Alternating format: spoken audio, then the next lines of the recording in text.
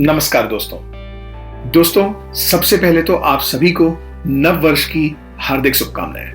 दोस्तों, आज चाहे हमारा भारत देश हो या विश्व के कई अन्य देशों में जो एक चर्चा बहुत आम हो चुकी है और उस पर वो व्यक्ति भी जो भारतीय ग्रामीण परिवेश को समझते हैं, थोड़ा बहुत समझते हैं या बिल्कुल नहीं समझते हैं, वो सभी भारतीय कृषि के ऊपर अपनी राय बढ़ चढ़कर रख रहे हैं। तो मैंने सोचा दोस्तों कि क्यों ना यही वो समय है जिस समय इस विषय पर आपसे खुल के बात की जाए। दोस्तों, ये बात तो आप अच्छे से समझते हैं अगर आप ग्रामीण भारत से ताल्लुक रखते हैं कि चाहे हमारे देश की आजादी का वर्ष रहा हो या आज 2021 जो अब 21वीं सदी के तीसरे दशक में हम प्रवेश कर चुके हैं, ग्रामीण भारत की दशा आज भी लगभग वैसी ही है जैसी हमारे देश की आजादी के वर्ष हुआ करती थी। अंतर आया है तो सिर्फ इतना, शायद कुछ रोड्स बन गई हैं, कुछ नामचीन चेहरों के कॉलेज खुल गए हैं, चिकित्सालय खुल गए हैं, लेकिन आज भी भारतीय ग्रामीण के परिवेश में कोई बहुत ज्यादा फर्क देखने को नहीं मिलता है। आप सबके समक्ष दोस्तों मैं ये प्रश्न रखता हूं कि वो मूल कारण क्या है जिस वजह से आज भी अधिकांश ग्रामीण भारत को पिछड़ेपन की कगार पर रखा जाता है। अब आप में से हर एक की अपनी अपनी राय होगी। कुछ कहेंगे कि ये राजनीतिक कारण है, कुछ कहेंगे ये सामाजिक कारण है, अलग अलग तरह की राय है। लेकिन मैं आइए आपको दिखाता हूं कुछ ऐसे तथ्य जो मेरी इस बात को पूरी तरह से साबित कर सकते हैं। पहली बात दोस्तों, 1970-71 के समय में हमारे देश में जो फार्म्स की, खेतों की कुल संख्या थी वो 7 करोड़ से कुछ ज्यादा थी और 2015-16 में जो हमारा अभी लास्ट एग्री सेंसस हुआ था उसमें ये संख्या 14 करोड़ से ज्यादा हो चुकी है। इसका मतलब यह है दोस्तों कि बीते 50 वर्षों में हमारे देश में जो खेतों की संख्या है वो 2 गुने से ज्यादा हो चुकी है। ये बात सुनने में शायद किसी को अच्छी लग सकती है, लेकिन ये बिल्कुल भी अच्छी नहीं है। अगर हम प्रति व्यक्ति जो खेत हमारे ग्रामीण भारत में है उसकी अगर बात करें तो सेम समय में यानी 1970-71 में प्रति व्यक्ति खेतों की संख्या हुआ करती थी 2.28 हेक्टेयर और जो आज गिरकर हो चुकी है 1.08 हेक्टेयर। इसका मतलब दोस्तों जमीन बढ़ी नहीं है, 7 करोड़ से 14 करोड़ हुई है तो आप ये मत माने कि ये जमीन बढ़ रही है, बल्कि जो जमीन खेती के लिए हमारे पास 1970-71 में थी वो 2015-16 के आते आते खेतों के आकार में आधी हो चुकी है। दूसरा, हमारे हिंदुस्तान के 12 ऐसे राज्य हैं जहां पर प्रति व्यक्ति जो खेत का साइज है, आकार है, वो 1 हेक्टेयर से भी कम है। और अगर मैं आपको बात करना चाहूं, बताना चाहूं कि हमारी प्रति व्यक्ति आय में ग्रामीण भारत में क्या तब्दीली हुई है तो ये चार्ट आपको वो बताने के लिए सक्षम है कि जब हम किसान की आय दोगुनी करने की बात करते हैं तो कहीं ना कहीं दोस्तों इसका सबसे ज्यादा फायदा अगर किसी कृषक वर्ग को होगा तो वो उनको जिनके पास 10 हेक्टेयर या उससे ज्यादा की जमीन मौजूद है प्रति व्यक्ति। हमारे देश में छोटे और मझोले किस्म के कृषक वर्ग की संख्या सबसे ज्यादा है और 2015-16 के वक्त उन छोटे किसानों की सालाना आय लगभग 80,000 या उससे थोड़ी कम रहती थी। दोस्तों, मैं ये सब आपको क्यों बता रहा हूं? मैं सब ये आपको इसलिए नहीं बता रहा हूं कि आप घबराएं, आप ये सोचें कि हम ग्रामीण भारत में कुछ नहीं कर सकते। नहीं, ऐसा बिल्कुल भी नहीं है। मैं आपको ये बताने की कोशिश कर रहा हूं कि एक बार अपनी पारिवारिक इनकम, अपने परिवार में प्रति व्यक्ति खेत का साइज उसकी तरफ निगाह जरूर दौड़ाएं। अब चूंकि इस समय जो हमारा कृषि बिल आया है उसको लेकर कई तरह के मत इस समय सामने आ रहे हैं। मैं अपने पहले वीडियो में आपको बता चुका हूं कि ये कृषि बिल हमारे भारतीय कृषि का परिदृश्य बदलने की सामर्थ्य रखते हैं। और ऐसा मैं क्यों कह रहा हूं, आइए इसको समझते हैं एक दूसरे नजरिए से। दोस्तों, पूरे विश्व में 4 ऐसे देश हैं जो सबसे ज्यादा कृषि उत्पाद उत्पन्न करते हैं। ये देश हैं चीन, भारत, अमेरिका और ब्राजील। अगर हम भौगोलिक क्षेत्रफल की भी बात करें तो ये चारों देश जो विश्व के टॉप 10 देश आते हैं उसमें भी अपनी जगह रखते हैं। अमेरिका शुरू से ही खाद्य पदार्थों के लिए सुपर पावर, सबसे बड़ी शक्ति के रूप में लोगों को दिखा है और खाद्य पदार्थों का विश्व में सबसे बड़ा निर्यातक देश भी है। दूसरी ओर चीन और भारत सबसे बड़े कृषि उत्पादक देश तो हैं, लेकिन इनका अधिकांश कृषि उत्पादन अपने ही देश में खप जाता है क्योंकि जनसंख्या इतनी है। अब दोस्तों, अमेरिका से अगर आप हमारे भारत देश की कृषि की तुलना करेंगे तो वो गलत होगा।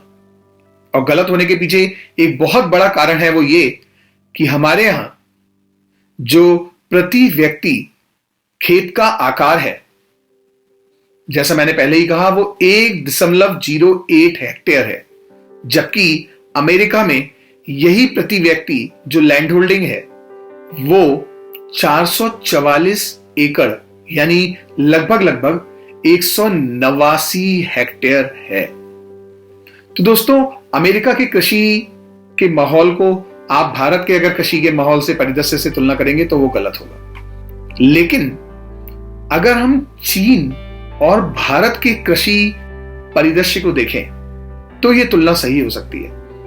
भारत विश्व के सबसे ज्यादा कृषि उत्पादक देशों में अपनी जगह रखता है, लेकिन अगर प्रोडक्टिविटी की बात करें, उत्पादकता की बात करें, तो उसमें ये चीन से कहीं पीछे है। दोस्तों, चीन की अधिकांश जो जमीन है वो माउंटेनियस है, मतलब पर्वत श्रृंखला वाली जमीन ज्यादा है, लेकिन जो उनके पूर्वी छोर और दक्षिणी छोर की जमीन है वो काफी उपजाऊ है।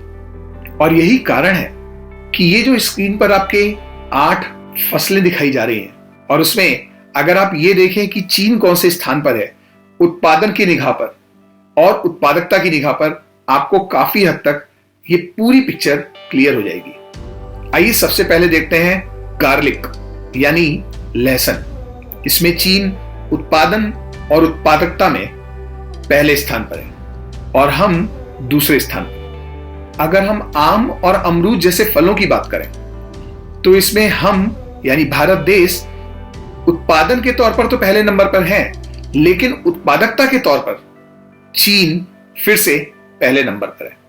अगर हम मिलेट की बात करें, बाजरा की बात करें, मोटे अनाज की बात करें, उसमें भी हम पहले स्थान पर उत्पादन के तौर पर है, लेकिन उत्पादकता के तौर पर चीन फिर से पहले स्थान पर है।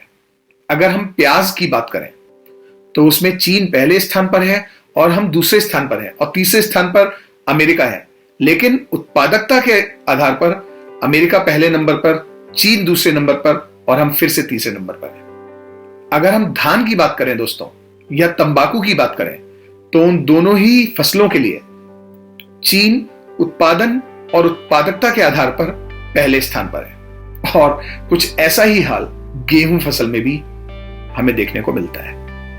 तो दोस्तों, ये क्या वजह है कि चीन की जो प्रति व्यक्ति खेत का आकार है वो हमसे कम है, जनसंख्या हमसे ज्यादा है, लेकिन उत्पादन और उत्पादकता में कुछ प्रमुख फसलों में, और भी कई फसलें हैं, मैंने अभी यहां पर केवल 8 फसलों का जिक्र किया है, उसमें चीन हमसे कहीं आगे है। उसका कारण क्या है? किसी भी देश से, किसी भी व्यक्ति से हमें सीखने को बहुत कुछ मिल सकता है अगर उन्होंने कहीं ना कहीं सफलता का स्वाद चखा हो। तो आइए सीखते हैं चीन ने ऐसा क्या किया जिसकी वजह से आज कृषि उत्पादन में चीन मुख्य फसलों में पहले या दूसरे स्थान पर बना हुआ है। तो दोस्तों, हमें आजादी मिली थी 1947 में और चीन अपने स्वरूप में आया था 1949 में, यानी हमसे 2 साल बाद। तो दोस्तों, 1949 से पहले चीन का जो आर्थिक स्तर था वो कुछ वैसा ही था जैसा अन्य विकासशील देशों का था। 1950 से पहले चीन में कुछ गिने चुने 20% जनसंख्या का जो भाग था वही अधिकांश चीन की जमीन पर, जो उपजाऊ जमीन थी, उस पर कब्जा किया हुआ था। लेकिन 1950 के दशक में कई ऐसे रिफॉर्म आए जिनके द्वारा जो ग्रामीण क्षेत्र में रहने वाला गरीब वर्ग था उसको उपजाऊ भूमि मुहैया कराई गई और हजारों वर्षों से जो चीन के लोग, गरीब लोग चाहते थे कि उनकी अपनी जमीन हो, चीन ने भूस्वामियों से, जो बड़े बड़े भूस्वामियों थे, उनसे जमीन ली और उसको छोटे छोटे और गरीब किसानों के बीच, जो ग्रामीण परिवेश से ताल्लुक रखते थे, उनको मुहैया कराई। सोवियत यूनियन जिस तरह का एक मॉडल अपनाती थी जिसको कलेक्टिव ओनरशिप कहा जाता था, वो मॉडल को चीन ने अपनाया और खेती योग्य भूमि के लिए अपनी एक योजना बनाई। 1950 के ही दशक में यह देखा गया कि छोटे छोटे किसानों में ये जो जमीन बांटी गई थी और छोटे छोटे टुकड़े जो बांटे गए थे वो कहीं ना कहीं अपने आप में समृद्ध नहीं हो पा रहे थे। जो कृषि की लागत थी, जो कृषि में इनपुट लगते थे, वो छोटे छोटे किसानों को मैनेज कर पाना इतना आसान नहीं था और इसीलिए उस समय कलेक्टिव मैनेजमेंट की बात की गई। और यहां कलेक्टिव मैनेजमेंट के पीछे जो एक मूल धारणा थी वो ये कि जब कृषि का सीजन आए, जैसे हमारे देश में भी रबी, खरीफ और जायद का जब मौसम आता है, उस समय में रिसोर्सेस को, जो हमारे संसाधन हैं, उनको ज्यादा से ज्यादा प्रयोग में लाया जा सके। यानी जो एक छोटे खेत में आपके वहां पर काम कर रहे हैं वही मेरे खेत में आके काम करें, वही तीसरे के यहां भी काम करें। तो इस तरह से कलेक्टिव मैनेजमेंट की बात की गई। और दोस्तों, इस तरह के अरेंजमेंट को वहां एक शब्द दिया गया जिसका नाम था लेबर एक्सचेंज, यानी मजदूरी का एक जगह से दूसरी जगह आदान प्रदान। इसके बाद दोस्तों, चीन में एक दूसरा और बड़ा जो फेज आया, उसमें यह कहा गया कि भाई ये जो छोटे छोटे हमने खेत दे दिए हैं ये चलाना आसान नहीं है और इनका कंसोलिडेशन किया जाए, इनको आपस में जोड़ा जाए ताकि इनकी जो निर्भरता दूसरों पर है वो कम हो पाए। और इस तरह से जो छोटे छोटे लोगों के पास छोटे छोटे जमीन के टुकड़े थे उनको मिला के कलेक्टिव लैंड ओनरशिप की बात कही गई। मतलब इस जमीन का स्वामित्व ना आपके पास है ना मेरे पास है, हम सबके पास मिलकर इस जमीन का स्वामित्व है। और इस सिस्टम को कहा गया commune system, peoples commune system. Commune का मतलब होता है सामुदायिक। आप इसे इस तरह से मान के चलें कि जब भी हमारे देश में रामलीला होती है या कोई और फंक्शन होता है तो उसमें जो आसपास के लोग होते हैं, गांव के लोग होते हैं, वो मिलके कोई एक राम जी का रोल अदा करता है, कोई सीता जी का रोल अदा करता है और मिलकर रामायण की जाती है, रामलीला की जाती है। ठीक उसी प्रकार से कम्यून सिस्टम के अंदर यह बात कही गई कि ये जमीन का स्वामित्व हम सब का है और हम सबको इसमें मेहनत करनी है। और इस कम्यून सिस्टम के अंदर किसानों को, छोटे किसानों को इस बात के लिए प्रोत्साहित किया गया कि अगर आप मिलके काम करोगे तभी आप आगे बढ़ सकते हो। और दोस्तों, ये कम्यून सिस्टम चीन का 30 वर्षों तक चलता रहा और 1970 के दशक तक ये चीन में मौजूद था। लेकिन देखिए दिक्कत क्या होती है, जब ये बात कहने में बहुत अच्छी लगती है कि कई छोटे छोटे किसान आपस में मिल जाएं, जमीन का टुकड़ा बड़ा हो जाए तो वहां पे रिसोर्सेस कम लगेंगे, संसाधन कम लगेंगे और उत्पादकता बढ़ सकती है, उत्पादन भी बढ़ सकता है। लेकिन हुआ इसका उल्टा। उल्टा क्या हुआ दोस्तों कि कई लोग जो प्रभावशाली व्यक्ति थे उस छोटे छोटे जमीन के टुकड़े को मिलाने के बाद उन्होंने वहां पर अपनी मनमानी करना शुरू कर दी। और जितने भी शोध हुए हैं चीन के कृषि क्षेत्र के सुधारों को लेकर, उसमें यह देखा गया है कि ये जो कम्यून सिस्टम चीन का था, ये भी अपने उद्देश्यों पर खरा नहीं उतरा, यानी ये भी पूर्णतः सफल नहीं हो पाया। और इसी समय में 1959 से लेकर 1961 के बीच में चीन ने वो भी समय देखा जब वहां भुखमरी के हालात थे, भुखमरी थी, जिसमें 3 करोड़ से भी ज्यादा चीन में रहने वाले जो छोटे ग्रामीण स्तर के व्यक्ति थे उनको मौत का शिकार होना पड़ा। और यही वजह थी कि 1970 का दशक खत्म होते होते इस कम्यून सिस्टम को खत्म किया गया और फैमिली रन प्लॉट्स की बात की गई, मतलब परिवार के द्वारा जो भूमि की देखभाल करनी है उसकी बात की गई और उनको प्रॉफिट इंसेंटिव भी दिया गया। उसका आधार था कि आपने उत्पादन कितना किया है और आपको मार्केट से उसका मूल्य कितना मिलता है। 1970 के ही दशक में चीन में आर्थिक सुधार लाए गए और इसके तहत सबसे बड़ी चीज जो हुई वो ये कि हाउस होल्ड रिस्पॉन्सिबिलिटी सिस्टम की स्थापना, जिसका मतलब था कि ये आपके परिवार की जमीन है, इसको आपको चलाना है। आप अगर किसी भी तरह का कॉन्ट्रैक्ट निजी क्षेत्र में करते हो तो जो उसकी शर्तें होंगी वो आपको माननी पड़ेंगी और उसके आधार पर आपको पैसा मिलेगा। इसके अंतर्गत ग्रामीण क्षेत्र में 3 तरह के मुख्य सुधार किए गए, जिसमें पहला था जो मैंने आपको बताया, इंस्टीट्यूशनल रिफॉर्म, मतलब संस्थागत सुधार। और इसमें हाउस होल्ड रिस्पॉन्सिबिलिटी सिस्टम को सबसे ज्यादा महत्व दिया गया। इस हाउस होल्ड रिस्पॉन्सिबिलिटी सिस्टम के द्वारा चीन को बहुत ज्यादा सफलता मिली, लेकिन इसके अपने बहुत सारे दुष्प्रभाव भी देखने को मिले। पहला दुष्प्रभाव, एक रूल था कि आपके घर में अगर 3 व्यक्ति हैं तो आपको उसी आधार पर ही जमीन मिलेगी, अगर 4 व्यक्ति हैं तो उसी आधार पर जमीन मिलेगी, और अगर आपके घर में किसी ने जन्म लिया तो उसकी भी जमीन आपको मिलेगी। लेकिन सबसे बड़ी दिक्कत यह आई कि उसका फ्रेगमेंटेशन कैसे हो, और इस बीच में अगर किसी की मृत्यु होती है परिवार में तो जो उसकी जमीन होगी वो आपके परिवार की नहीं होगी। और इन सबके बीच बहुत ज्यादा कंफ्यूजन की स्थिति रही, बहुत ज्यादा संदेह वाली स्थिति रही।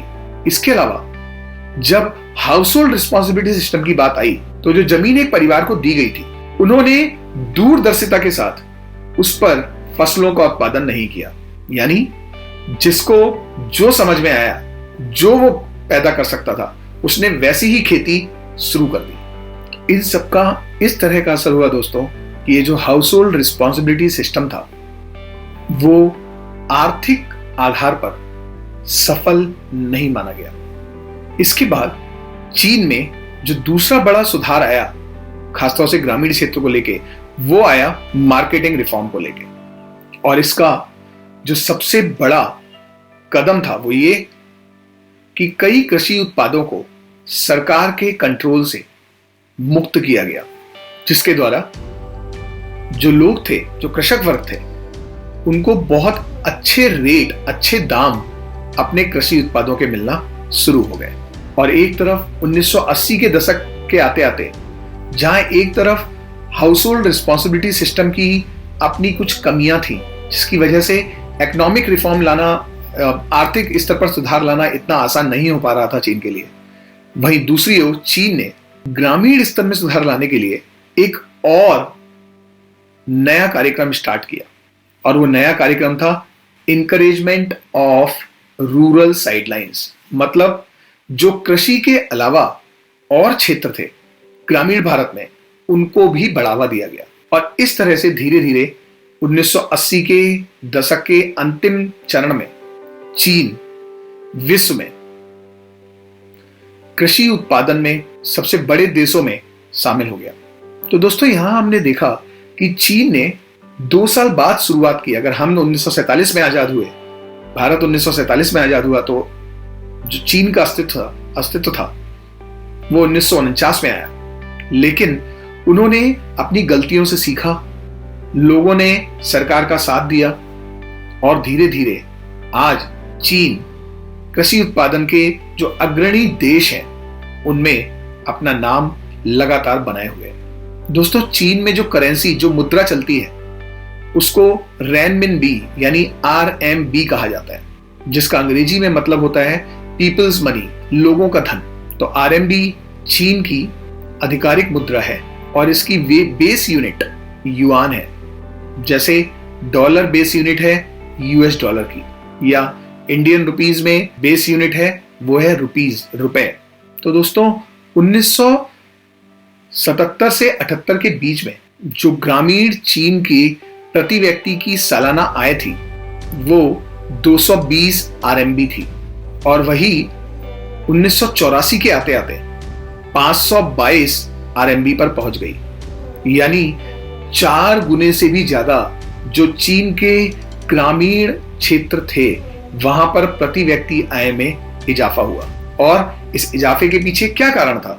सबसे पहली चीज, उन्होंने ये देखना चाहा कि क्या छोटी छोटी जमीनें लोगों को देकर काम चल सकता है। फिर वहां पता लगा नहीं, इससे काम नहीं चलेगा। उन्होंने कहा ठीक है, फिर कलेक्टिविज्म की बात करते हैं, चलो छोटी छोटी जमीनों को मिलाते हैं और फिर देखते हैं क्या काम चल सकता है। नहीं, उससे भी काम नहीं चला।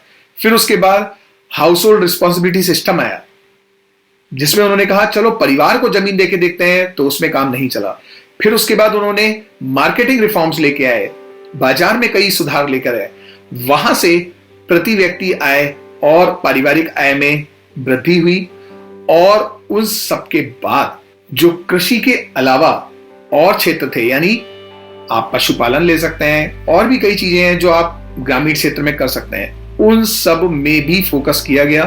और उसके बाद ग्रामीण क्षेत्र का परिदृश्य आज चीन में कई विकसित देशों से भी ज्यादा अच्छा है। तो दोस्तों ये तो थी चीन की कहानी कि चीन से हम क्या सीख सकते हैं। अब बात करते हैं आइए अपने देश की, अपने भारत देश की।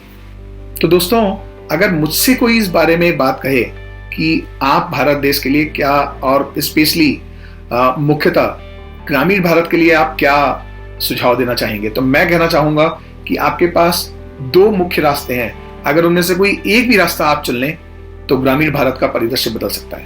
पहला, कंसोलिडेट, मतलब अगर आप शुगरकेन की बेल्ट में हैं, आप आलू की बेल्ट में हैं, और उस क्षेत्र में मान लीजिए आलू ही केवल बोया जाता है, तो कुछ व्यक्तियों को साथ में लेके एक एफपीओ बनाएं, फार्मर प्रोड्यूसर ऑर्गेनाइजेशन बनाएं, और अपने क्षेत्र के उस आलू को आप इन कृषि बिल के माध्यम से, क्योंकि अब ये कृषि बिल भी हमारे देश में मौजूद है, इनके माध्यम से अच्छे से अच्छी जगह पर अच्छे से अच्छे रेट पर बेच सकते हैं। 10,000 एफपीओ बनाने का लक्ष्य भारत सरकार ने पहले ही रखा हुआ है, और एफपीओ के लिए मैंने ऑलरेडी एक वीडियो बना रखा है, आप उस पर भी देख सकते हैं।